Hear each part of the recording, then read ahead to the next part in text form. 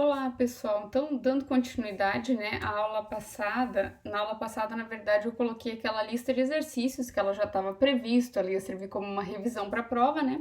E na outra aula, quando nós estivemos em sala, nós falamos sobre os instrumentos de políticas macroeconômicas, ou seja, aquelas políticas fiscais, né, que falavam da quantidade de dinheiro que o governo arrecadava, quantidade de gastos que ele tinha, política monetária, né, o quanto de moeda que vai estar injetado na economia, né? Isso poderia ser expansionista ou contracionista. Até comentei que nós estávamos aí em uma política expansionista, porque o governo estava baixando as taxas de juros, política cambial, né? Da taxa do dólar, taxa cambial, quanto que estava valendo o real. Falamos de política de rendas também, que estabelecia os preços do produto e os preços do salário. E aí então nós fizemos aquelas questões que serviam como revisão de tudo que nós tínhamos visto até agora. E agora a gente ia apresentar aquele seminário que falava sobre as políticas agrícolas. E aí, para a gente se situar dentro daquelas políticas agrícolas, eu vou dar uma contextualizada lá onde nós tínhamos parado, né, na questão agrária, formação do espaço agrário brasileiro, para nós chegarmos onde aquelas políticas surgiram. Então, os instrumentos de políticas setoriais, são aqueles que nós tínhamos comentado lá, que vão ser falados. Crédito rural, Pronaf, entre outros, né? Eu tinha colocado lá uma quantidade pequena que vocês escolheram e depois nós iríamos apresentar. Então, depois vou até comentar sobre eles também. Então, lá no começo, quando nós começamos a falar da nossa agricultura, nós falamos lá quando o país foi colonizado, que começaram a existir capitanias hereditárias, onde pedaços de terras foram divididos e distribuídos para algumas pessoas. E aí esses pedaços de terras foram sendo divididos e passados para outros, até que lá em 1850 surgiu a Lei de Terras, que era quando o governo falou que as terras que fossem devolutas, né, que a pessoa não quisesse devolver para o governo, elas só poderiam ser adquiridas através da compra, através do leilão. Então ali nós estávamos numa época em que surgiu aquela lei Eusébio de Queiroz, onde a escravatura foi abolida. E aí então, agora nós não tínhamos mais mão de obra escrava. Então, esse trabalhador deveria ser remunerado, e isso começou então com que os imigrantes começassem a chegar aqui para trabalhar na agricultura. E aí, um modo do governo proteger que essas terras não caíssem na mão dessas pessoas que tinham poucas posses, né, ex-escravos ou imigrantes que estavam chegando para o trabalho braçal, foi que estipulou então que essas terras só poderiam ser adquiridas através do leilão. E isso fez então com que o nosso sistema agrícola e o nosso sistema agrário começou a ser pautado aí em grandes latifúndios. E aí, depois veio a Segunda Guerra Mundial, né, que acabou lá em 1945, e esse período pós-guerra culminou em muita fome no mundo.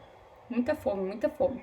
E aí aqui no Brasil começaram-se a organizar movimentos de reforma agrária, primeiro chamado Ligas Camponesas. Então, lá em 1954, um grupo de camponeses se reuniu para reivindicar que eles gostariam de ter posse de terras. Quem comandou esse movimento foi Francisco Julião. Então, o que eles queriam? Reformas agrárias, queriam posse de terra, e aí condições de trabalho para quem tivesse nessas terras. E foi quando esse movimento começou a se expandir. Esse pessoal começou a invadir grandes fazendas, colocavam fogo em fazendas. E aí, lá em 31 de 3 de 1964, foi que ocorreu a tomada do poder pelos militares. Mas um ano antes disso, foi que surgiu o Estatuto do Trabalhador Rural, que acabou culminando então, né, nesse fervoroso movimento aí. A situação estava bem descontrolada, e aí então surgiu esse Estatuto do Trabalhador Rural, que a intenção era boa, mas acabou prejudicando ainda mais. Então, lá em 1963, quando esse estatuto foi colocado na Constituição, ele dizia que o trabalhador rural deveria ter direitos como o regime CLT, ou seja, uma carteira assinada, o salário mínimo e todos os direitos que o CLT tinham naquela época. E o grande fazendeiro, como a produção ainda não era em grande escala, não era toda modernizada, não tinha muito maquinário, eram muitas pessoas que eram funcionários dessas fazendas, né? Era muita mão de obra braçal. E aí, para o fazendeiro, acabou ficando caro contratar todas essas pessoas e essas pessoas acabaram sendo demitidas e voltaram a trabalhar, consequentemente, nessas fazendas como os boias frias, né, de maneira ilegal, ganhando pouco, sem seus direitos trabalhistas que foram reivindicados nesse estatuto. Quem lançou esse estatuto, então, foi João Goulart, um ano antes, 1963, um ano antes do regime militar ser adotado. E aí, então, quando o regime militar foi adotado, lá em 1964, estavam aqueles movimentos querendo terras, tinha saído esse Estatuto do Trabalhador Rural, tinha dificultado ainda mais a vida no campo, porque muitas pessoas tinham sido mandadas embora, e aquelas ligas camponesas estavam cada vez mais fortes, né, incinerando fazendas. E aí o que o governo militar fez?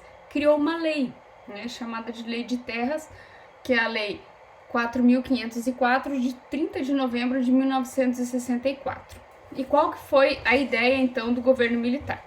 Promover o desenvolvimento da agropecuária brasileira, realizando reforma agrária, e acabou criando leis de acesso à terra. Então, muitas das coisas que a gente tem hoje em dia deram-se início nesse Estatuto da Terra. Então, o que ele visava? Eles queriam estabelecer a paz no campo, o equilíbrio, porque essas ligas estavam cada vez mais fortes, cada vez se fortalecendo, muita gente entrando ali querendo reivindicar posses de terras. E aí, então, qual era o plano do governo militar na época? Era a criação de uma agrovila. O que era essa agrovila? Eles queriam assentar esses sem terras, essas ligas camponesas lá na Amazônia. Então, eles queriam fazer vilas agrícolas lá na Amazônia para a produção. E aí também foi instituindo, né, criado o INCRA, que é o Instituto Nacional de Colonização e Reforma Agrária. Então, esse instituto ia ficar responsável pela organização da reforma agrária aqui no Brasil. Classificação das propriedades por área. Então, o que acontecia? Foram classificadas as áreas de acordo com o seu tamanho. Em minifúndios, aquelas que tinham de 0 a 10 hectares, pequenas propriedades de 10 a 100 hectares, média propriedade de 100 a 1.000 hectares e grandes ou latifúndios, áreas maiores que 1.000 hectares. Então, nesse governo, na verdade, foi nessa época, né, instituindo que as grandes propriedades ou latifúndios que tivessem mais de 1.000 hectares, foi aí que o governo acabou afirmando que existiam sim aqueles grandes latifúndios. E era as questões que aquele movimento acabava falando. Então, entendeu-se aí, para os fins de reforma agrária, que eles iam fazer através de minifúndios. Só que esse minifúndio de 0 a 10 hectares era um modelo muito pequeno para aquelas pessoas, né? Porque era instituído que essa reforma agrária deveria atender às necessidades de uma família de até 4 pessoas. Então, foi dito aí que essa quantidade de área era muito pequena para sustentar uma família com 4 pessoas. Então, foi aí que surgiram os módulos rurais, né? Que deixaram o minifúndio um pouquinho maior e conseguiram, então, estabelecer aí que uma família de 4 pessoas conseguisse sobreviver através desse minifúndio aí, dessa pequena propriedade. E aí, então, como eu comentei antes, né, a legislação trabalhista rural acabou fazendo com que muitas pessoas fossem desempregadas, né, porque o fazendeiro não quis assumir todo esse gasto, porque até hoje em dia, para você ter um funcionário é caro, né, para manter um funcionário é caro, com todos os seus direitos, e acabou então fazendo com que o pessoal do campo fosse trabalhar de forma informal, virando boia fria. Até hoje ainda a gente vê em épocas de colheitas muitas pessoas aqui, principalmente da nossa região, que vão lá para o Mato Grosso trabalhar só na época de colheita, né? Então não é uma coisa que foi extinta ainda.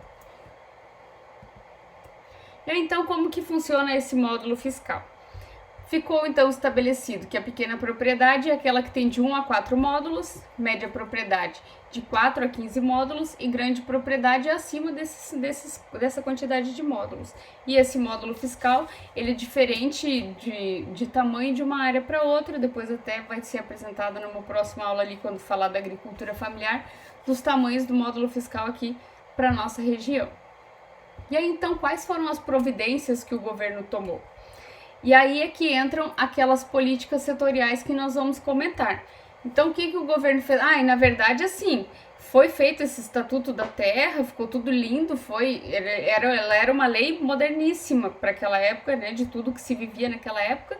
Na verdade, ela foi feita, aquela lei, foi sancionada e deu tudo certo. Porém, quando aconteceu dessa lei ser sancionada, ela não foi cumprida, não. Foi só em 1985 que essa lei começou a funcionar. Então a ideia era muito boa e foi feita, na verdade, mais para apaziguar o que estava acontecendo ali no campo, o equilíbrio, a criação de tudo isso, todos esses planos, embora tiveram coisas que nunca aconteceram até hoje, como por exemplo, criação de agrovilas, né?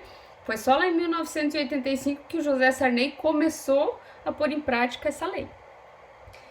E aí, providências, então, que foram tomadas no campo para dar um assistencialismo, então, a essas pessoas. Lembra que nós comentamos também lá da Revolução Verde? Então, foi aí nesse período que começou a surgir as sementes selecionadas, o maquinário agrícola, que começou a se modernizar o campo. E aí, essas providências, né? Assistência ao crédito, garantia de preços mínimos justos, difusão de educação informal e formal para a pessoa que está lá vivendo no campo, né? As escolas do campo são um exemplo disso. Escoamento da produção, rede de armazenamento, apoio ao comércio, eletrificação, irrigação, saúde principalmente, né?